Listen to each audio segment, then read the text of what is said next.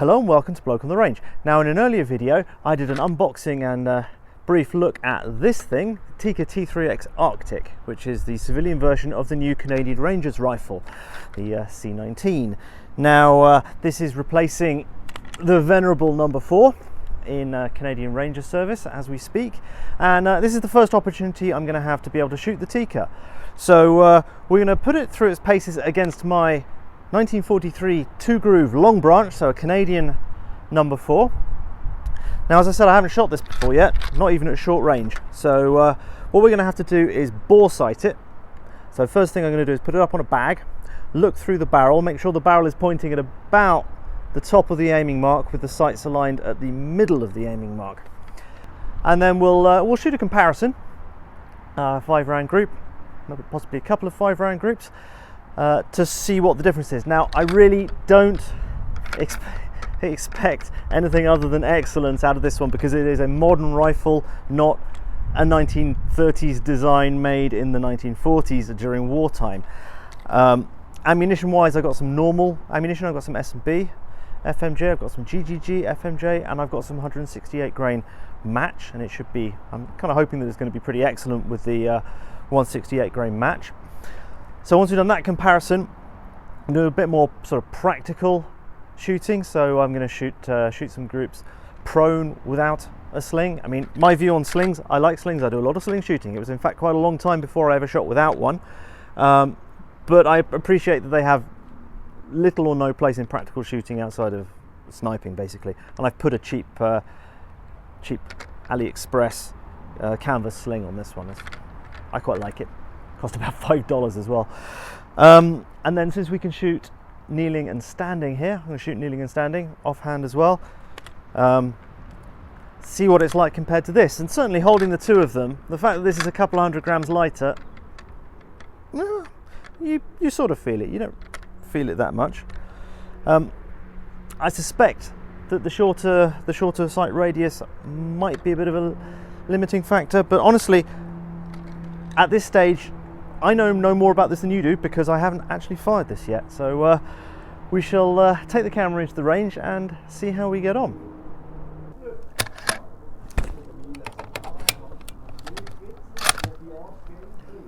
Sights are set to 400, so I can take a 6 o'clock hold on the target here.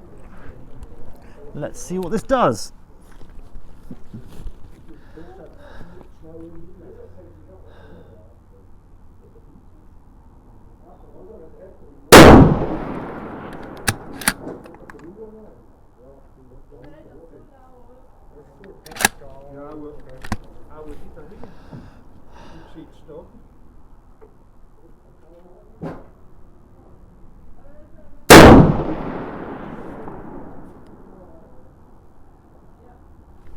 $400.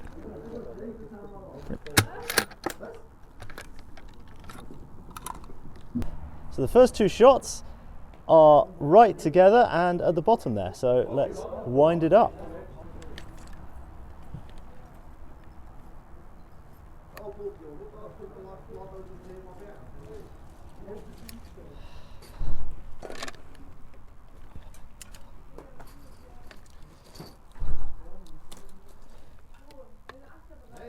Huh.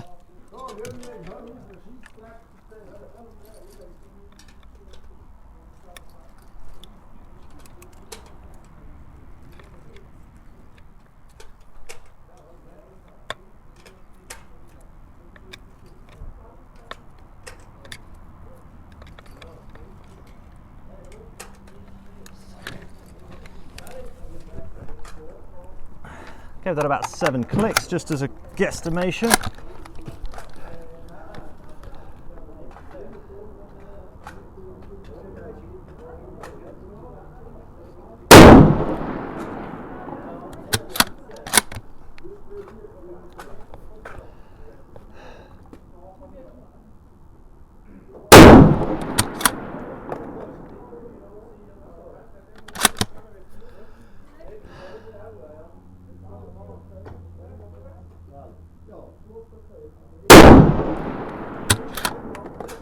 Okay.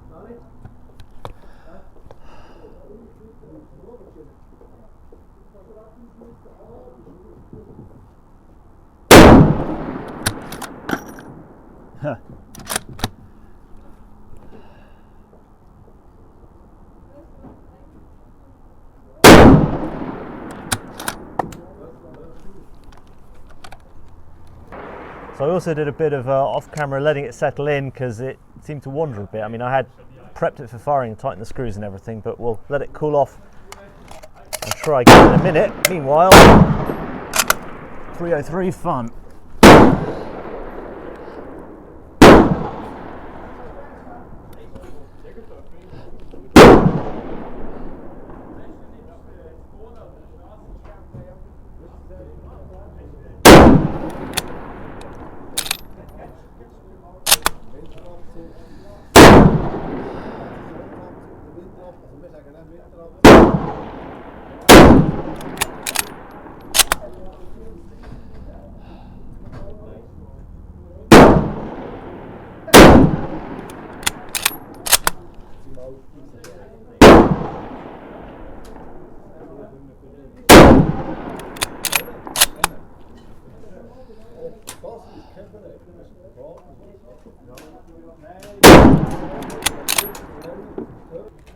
There you go, 5 rounds from a cold barrel from a good 2-groove No.4 with S&B ammunition, and I will work out what the distance from shots 1 to 4 is when I get home.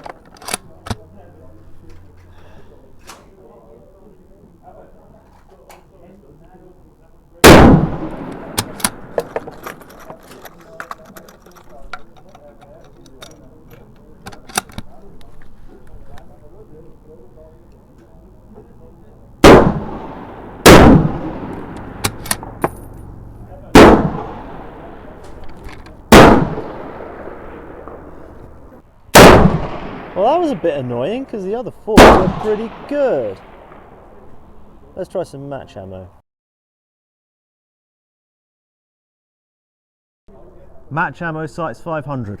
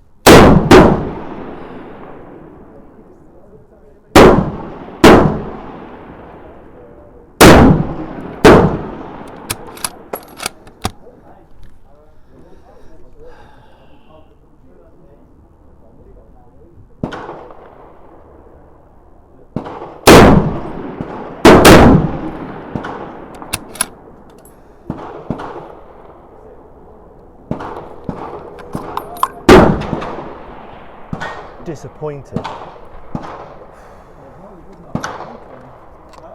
This at 32 francs a box shoots worse than this at 14.50 francs.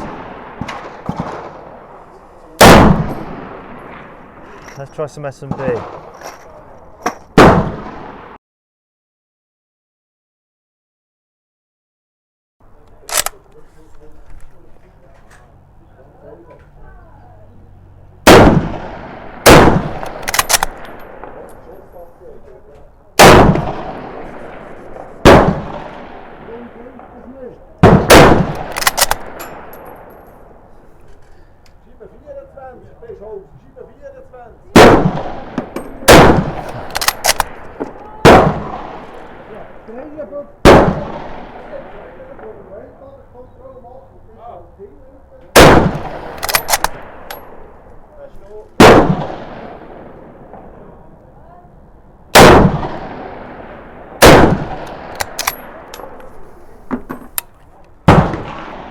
Well, passable. Well, I mean, 3 shots on the silhouette, 2 close misses.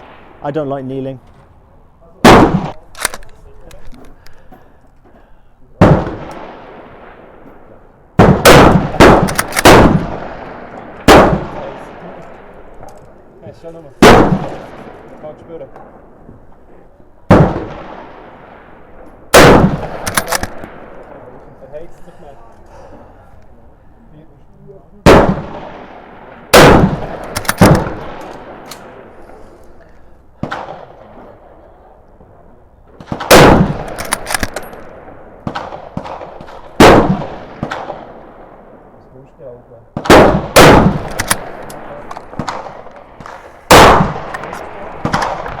Okay, all 5 on the silhouette there. It's certainly more positive feeling, the better trigger helps. I think the fact that it's a little less nose heavy possibly helps as well.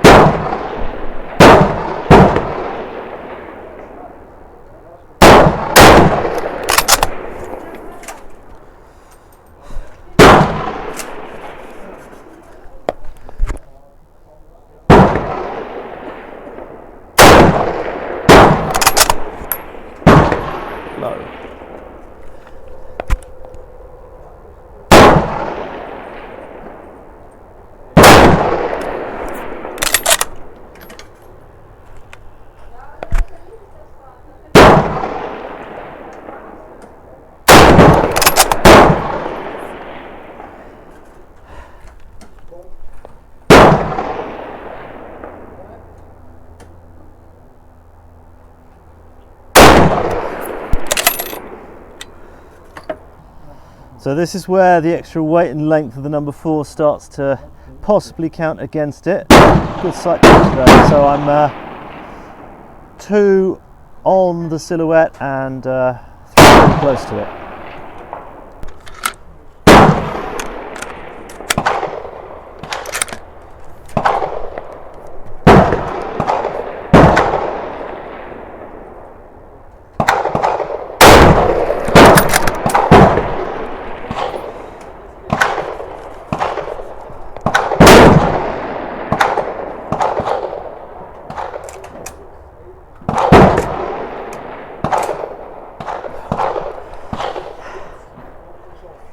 Break the shot cleanly, it doesn't have to go.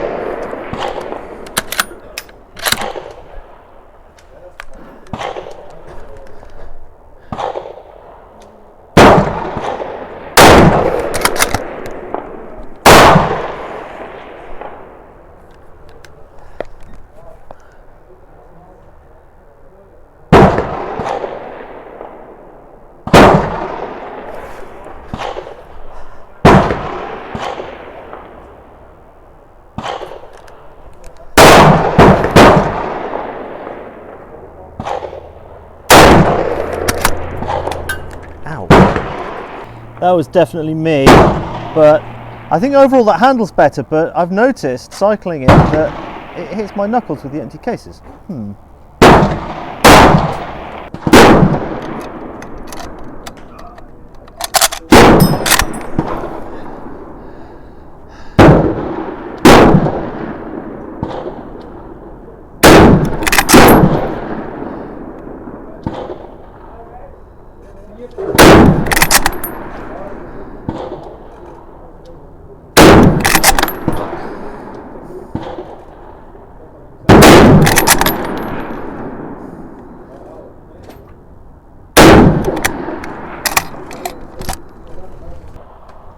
Well, that's all right. 2 in the 20cm ring, 1 just off. Okay, I've run out of GGG, so I've re-zeroed it for S&Bs. I have no confidence in that Winchester supposed match ammo. Same deal.